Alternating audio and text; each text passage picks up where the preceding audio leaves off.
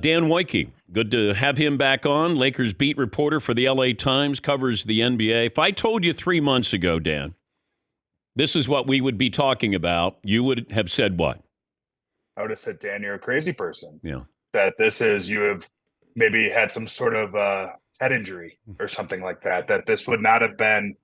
It's funny. I ran into Thomas Bryant yesterday at Denver practice, and he requested a trade from the Lakers around the trade deadline. Ended up in Denver, and he asked me how I was doing, and I said I'm still surprised that I'm here. And the two of us kind of had a big laugh about that because the storyline for the Lakers for most of the season wasn't like, can this team become a contender? It was like, can this team get into the play-in tournament? Yeah. Like, I spent a lot of time this year running sort of tiebreakers for 12th place and 11th place. And it happened pretty quickly where, the team just started winning 3 or 4 games all the time, and just kind of, all right, well, they're not 12th anymore. Now they're 10th. And now they're not 10th anymore. And now they could maybe be 5th. And, they ended up in 7th place, but they were playing really good basketball. And they've been healthy, and they've been the best defense in the NBA since the trade deadline. They've been the best defense, in the league in the playoffs. At this point, I probably should stop being surprised. I don't know that I fully have embraced that part of it yet. I still think that, it's kind of wild that my season professionally is still going. Yeah. I thought I'd be in Chicago for the draft combine to see where Wembanyama ended up. I didn't think I'd be in Denver, but I'm in Denver. Why is it LeBron, the GM, failed, but then Rob Pelinka, the GM, saved the season? So LeBron doesn't get any credit. He gets blamed, but he doesn't get any credit for what happened at the trade deadline. Is that a fair approach to this story? Yeah, I think so. I mean, I think there was a fair amount of sort of hand washing of the GM duties post Westbrook. That was a trade that nobody really wanted credit for pretty quickly. And so a lot of people kind of stepped back from the table. And I think, LeBron's role as a decision maker in this wasn't, go get me D'Angelo Russell. It was more like, let's fix this. I want to fix this. And, it wasn't totally clear what the Lakers were going to do. They ended up, the first shot was kind of trading for Rui Hachimura. And it was like, okay, well, maybe they're going to be aggressive. And, we got down to it. And then they take part in this big, massive trade with Russell Westbrook, where they bring in what at the time was 3 starters for them. Malik Beasley has since moved to the bench, and they completely revamped their roster, and they totally changed their season. I think they were 6 games under 500 on the day of the trade deadline, and they lost that night to Milwaukee. They only had like 7 players, and then they beat the Warriors in Golden State the following day, and it was been kind of off to the races since then. Mike Brown did a wonderful job in Sacramento, but I thought Darvin Ham quietly did a spectacular job with this roster. And he's always struck me as a guy who's not asking for credit. He's not a notice me guy, flamboyant in any way. He's just, you're going to come in, you're going to play the way I want you to play, and that means you play defense and you play tough. Why hasn't Darvin Ham maybe gotten his flowers, as the kids like to say? Yeah, the kids do like to say that, Dan. I can tell you, I'm very much in touch with the lingo out there. I think a couple things. I think he was actually pretty routinely criticized at times throughout the season among Laker fans for things like lack of adjustments in games. Yeah. I think Ja Morant had a 26-point quarter or something like that against the Lakers, and they could never really turn the faucet off. But I think a lot of what Darvin's done incredibly well has been more spiritual. It's been more, he's a consistent, positive person.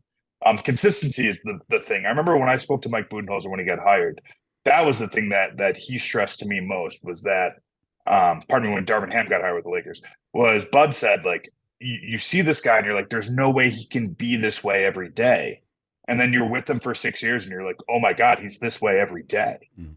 And, he's tough, but he's caring. He's someone you like wouldn't want to challenge, but at the same time, he's someone who will give you a big hug and embrace you when you need to be embraced. And he kind of walks that line. It's funny, there was a running joke early in the season because Darvin had said something like, this isn't about W's and L's, it's about wisdoms and lessons.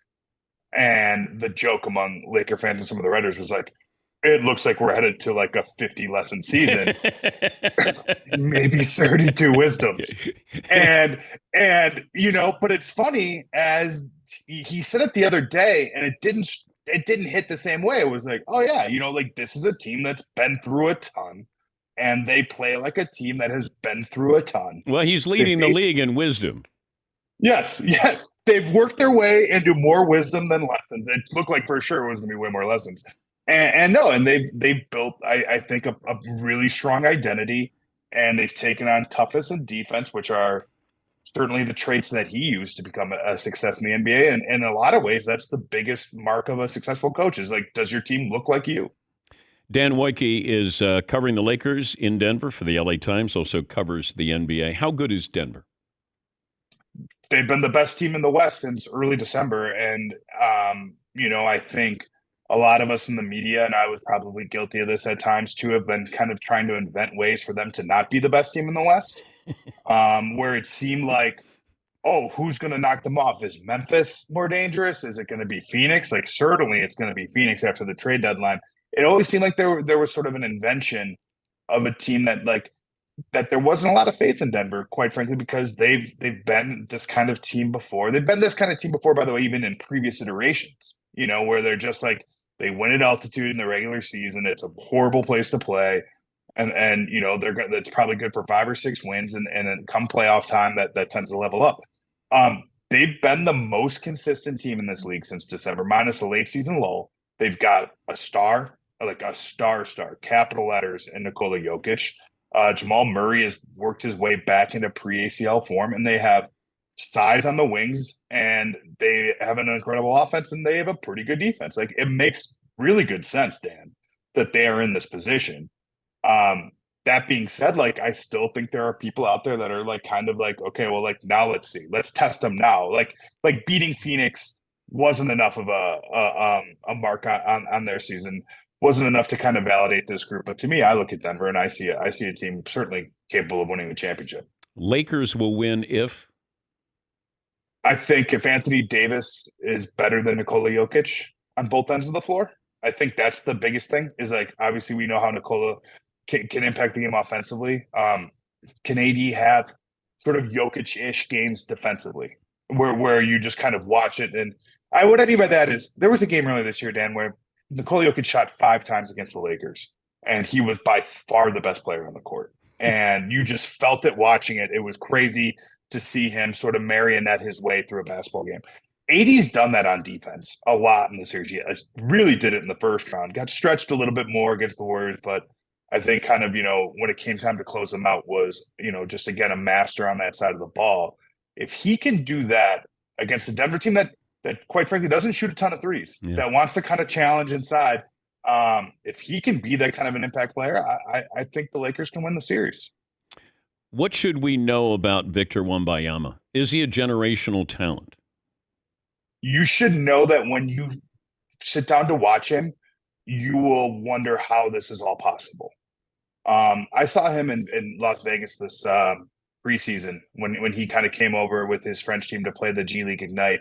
And I remember watching him just kind of move in warmups, and you're just like, you want to like almost adjust your eyes, like the TV screen, to be like, the ratios are off here. Like, this is not normal to see somebody who is this big. Like, I mean, I saw him stand next to Rudy Gobert, and I mean, he is bigger than Rudy Gobert. But then you watch him dribble and shoot, and it's like he looks like Kevin Durant, and you wonder how anybody is ever going to stop him. He is skinny. He is very skinny.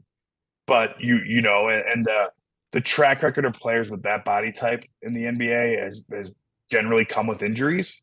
But talent-wise, size-wise, whoever wins that lottery tonight is going to have the next 10 years of their franchise, and maybe even more, changed if he can stay healthy. Like, it's conceivable he is one of the best players in the league very fast. Where's the best place for him? If you're Adam Silver, where's the commissioner want Victor Wembanyama to go?